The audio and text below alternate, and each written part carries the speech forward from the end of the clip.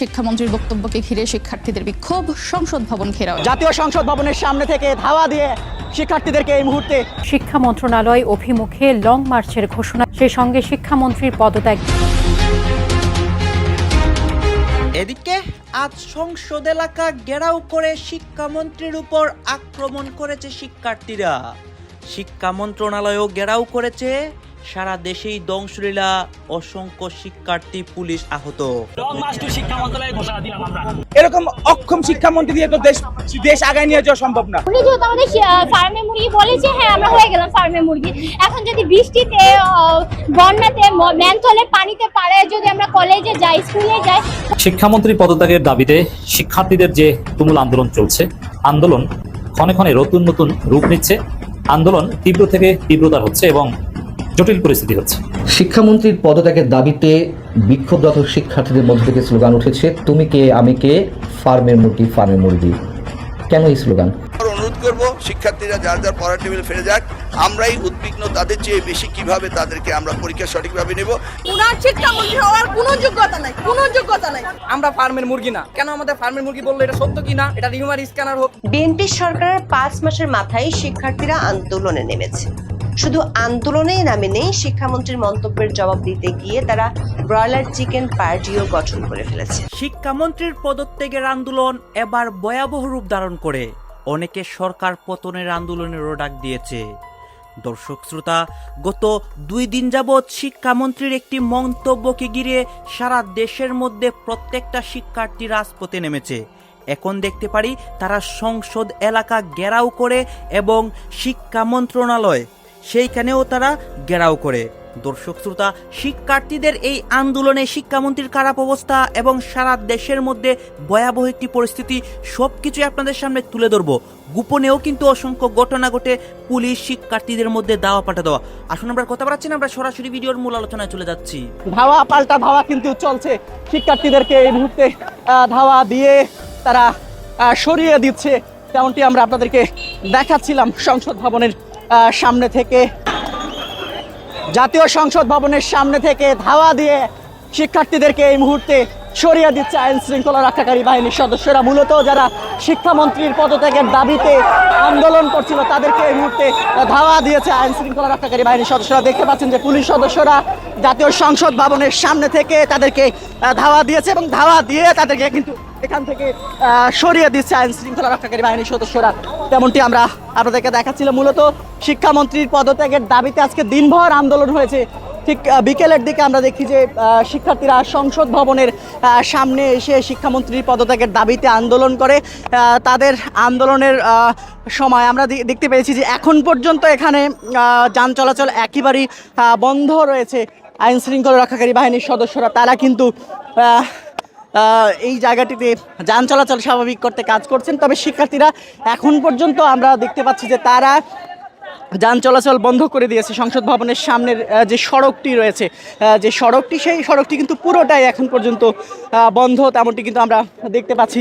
দর্শক, দেখাচ্ছিলাম আপনাদেরকে এই মুহূর্তে আইন শৃঙ্খলা রক্ষাকারী বাহিনীর সদস্যরা সতর্ক অবস্থায় রয়েছে এবং শিক্ষার্থীদেরকে ধাওয়া দিয়ে এখান থেকে সরিয়ে দেবার চেষ্টা করছে, তেমনটি আমরা দেখতে পাচ্ছি।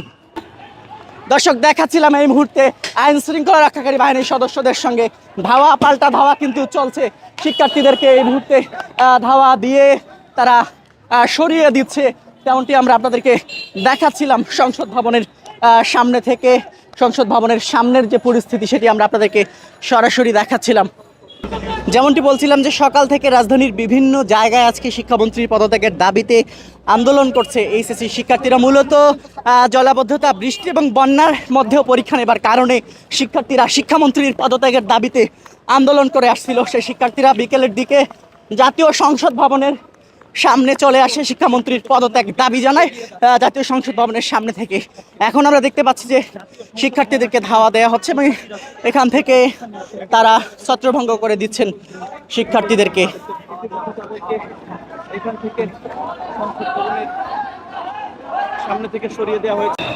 সংসদ ভবনের সামনের সড়কে এই মুহূর্তে পুলিশ এবং শিক্ষার্থীদের মধ্যে ধাওয়া পাল্টা ধাওয়া চলমান রয়েছে। আমরা দেখতে পাচ্ছি যে ইট পাটকেল নিক্ষেপ করছে শিক্ষার্থীরা এবং পুলিশও তাদেরকে ধাওয়া দিয়ে এই সড়কের সামনে থেকে সরিয়ে দিচ্ছে, তেমনটি কিন্তু আমরা দেখতে পাচ্ছি। মূলত শিক্ষামন্ত্রীর পদত্যাগের দাবিতে যে আন্দোলন হচ্ছিল সেটির অংশ হিসেবে আজকে বিকেলের দিকে শিক্ষার্থীরা জাতীয় সংসদ ভবনের সামনে চলে আসে এবং জাতীয় সংসদ ভবনের সামনে এসে তারা শিক্ষামন্ত্রীর পদত্যাগের দাবি জানায়। বেশ কিছু সংখ্যক শিক্ষার্থী এই জায়গাটিতে অবস্থান করছিল এবং বেশ কিছু সময় ধরে জাতীয় সংসদ ভবনের সামনের যে সড়ক, সে সামনের সড়কটি কিন্তু একেবারেই বন্ধ। এখন পর্যন্ত যান চলাচল যে স্বাভাবিক হবে সেটি কিন্তু এখন পর্যন্ত হয়নি এবং উনার শিক্ষামন্ত্রী হওয়ার কোনো যোগ্যতা নাই, কোনো যোগ্যতা নাই।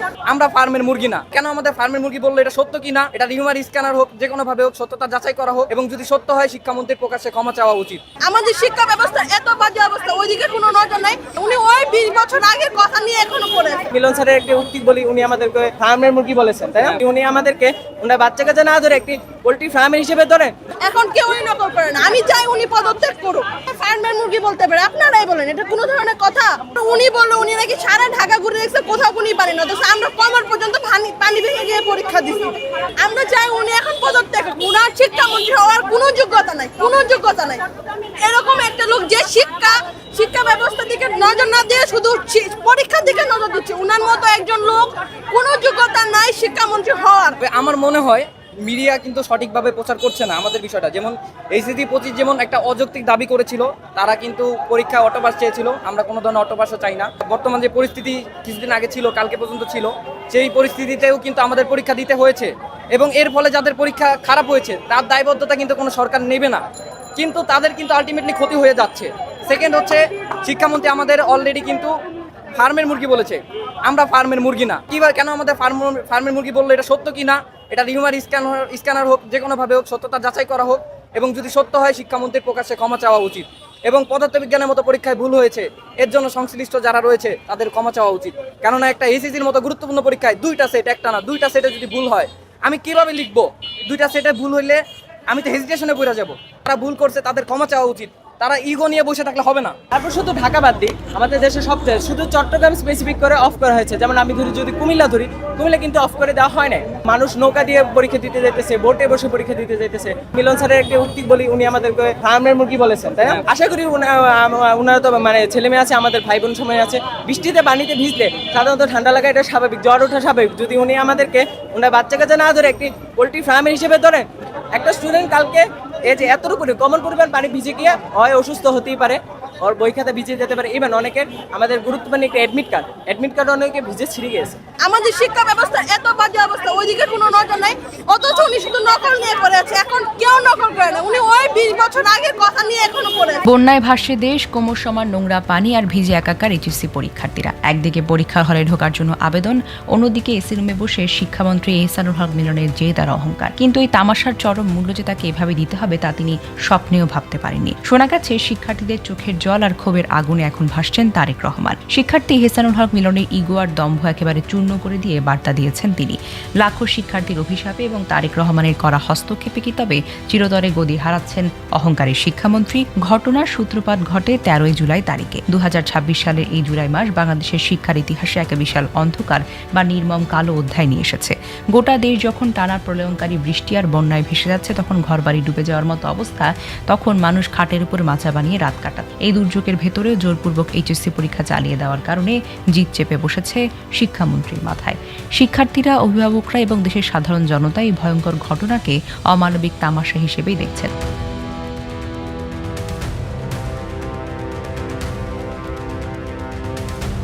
আবহাওয়ার এক বিশাল মহাবিপর্যয় বিবেচনা করে পরীক্ষাটি অন্তত কয়েকদিন পিছিয়ে দেওয়ার জন্য অভিভাবকরা গত কয়েকদিন ধরে সামাজিক যোগাযোগ মাধ্যম ও গণমাধ্যমে বারবার আকুতি মিনতি জানিয়েছেন।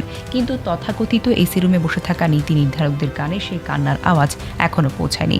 নিজের ব্যক্তিগত ইগো আর চেয়ারের দম্ভ বাঁচাতে গিয়ে শিক্ষামন্ত্রী হুট করে পরীক্ষার আগের দিন রাত ঠিক 7টায় ঘোষণা দেন পরীক্ষা যথাসময়েই হবে।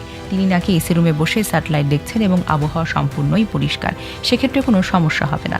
কিন্তু সমস্যা হয়েছে মধ্যবিত্ত বা গরিব ঘরের শিক্ষার্থীদের। ভেজা শরীর নিয়ে প্রচণ্ড শীতে কাঁপতে কাঁপতে পরীক্ষার হাতায় কলম বসাতে গিয়ে তাদের বাধ্য হতে হয়েছে। এই তামাশার নির্মম শিকার হয়েছেন প্রান্তিক জনপদের সাধারণ মানুষ। তারা ভোগান্তি এবং নির্মম নির্যাতনের শিকার হয়েছেন। ছেলেটির মাথার উপরে বাবা নেই, মা দীর্ঘদিন ধরে অসুস্থ, অভাবের সংসার। মায়ের মুখে হাসি ফোটাতে ছেলেটা দিনরাত পরিশ্রম করে পড়াশোনা করছে। কিন্তু গতকালের অভিশপ্ত সকালে কোমর সমান পানি আর তীব্র ঝড় বৃষ্টির কারণে রাস্তায় কোনো গাড়ি পায়নি সে।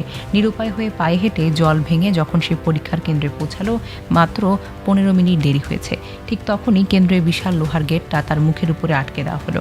ছেলেটি কেন্দ্রের গেটের সামনে দাঁড়িয়ে দুহাত জোর করছিল, কিন্তু তাকে আর ঢুকতে দেওয়া হলো না। সে চিৎকার করে বলছিল, স্যার বৃষ্টির জন্য কোনো গাড়ি পাইনি, তাই কোমর সমান পানি ভেঙে নিজেই হেঁটে হেঁটে আসতে হয়েছে।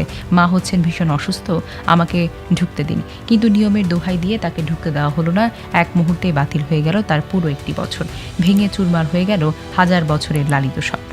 নাটোরের সেই ছেলের বুকফাটা কান্নার রেশ কাটতে না কাটতেই চট্টগ্রামের বন্যা দুর্গত আরেক এলাকায় মেয়ের ঘরবাড়ি হারানোর করুণ দৃশ্য আমরা দেখতে পাই। সাঙ্গুয়ার মাতামুহুরির বানের জলে তাদের শেষ সম্বলটুকু ভেসে যায়।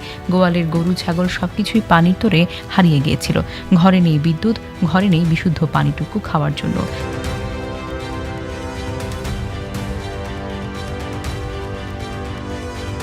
দুচোখ বেয়ে জল পড়ছিল, কারণ তারা অতি কষ্টে দিন পার করছে। বাংলাদেশে শিক্ষামন্ত্রী পদত্যাগের দাবিতে শিক্ষার্থীদের যে তুমুল আন্দোলন চলছে, আন্দোলন ক্ষণে ক্ষণে নতুন নতুন রূপ নিচ্ছে। আন্দোলন তীব্র থেকে তীব্রতার হচ্ছে এবং জটিল পরিস্থিতি হচ্ছে, এবং অলরেডি তৃতীয় পক্ষের পর্দার অন্তরালের গভীর খেলা শুরু হয়ে গেছে।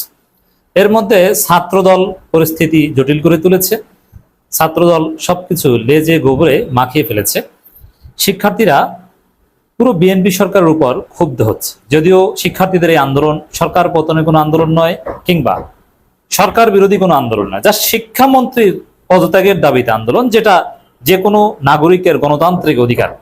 কিন্তু টোটাল সরকারকে ফেলে দেওয়া বা এগুলো নিয়ে আপনি প্রশ্ন তুলতে পারেন যে এটা রাষ্ট্রদ্রোহিতা কিনা বা ইত্যাদি ইত্যাদি। তো দর্শক, আন্দোলনে ঘি ঢেলেছে ছাত্রদল। ছাত্রদলের সন্ত্রাসীরা কোমলমতি শিক্ষার্থীদের সম্পূর্ণ ন্যায্য এবং গণতান্ত্রিক আন্দোলনের মধ্যে ঢুকে তাদেরকে মাদকাসক্ত বলে গালি দিয়ে, তাদেরকে টিকটকার বলে গালি দিয়ে পরিস্থিতি জটিল করে তুলেছে। দুইটা প্ল্যাটফর্ম, একটা হচ্ছে ছাত্রদল আর একটা হচ্ছে শিক্ষামন্ত্রী নিজে শিক্ষার্থীদেরকে পোল্ট্রি মুরগি বলে পরিস্থিতি জটিল করেছে। এখানে মায়া হয় তারেক রহমানের জন্য, কারণ এখানে যদি তৃতীয় পক্ষ বলতে আওয়ামী লীগ যদি সুবিধা নেয়, কোনো অঘটন ঘটিয়ে দেয়, কোনো স্যাবোটাজ করে, তাহলে ডেফিনেটলি সেটা তারেক রহমানের জন্য এক অপ্রত্যাশিত পরিস্থিতি তৈরি করতে পারে। তবে এখানে তৃতীয় পক্ষের একটা মজার রাজনীতি আছে, এটা আমাদেরকে বুঝতে হবে। তার আগে বলি যে ছাত্র দলকে শান্ত করতে হবে, ছাত্র দলের বিরুদ্ধে ব্যবস্থা নিতে হবে। ছাত্র দলের যে পান্ডা কোমলমতি আন্দোলনরত শিক্ষার্থীদেরকে গালি দিয়েছে, মাদকাসক্ত বলেছে, ওকে ধরতে হবে, ওকে গ্রেপ্তার করতে হবে, নইলে পরিস্থিতি খারাপ হবে।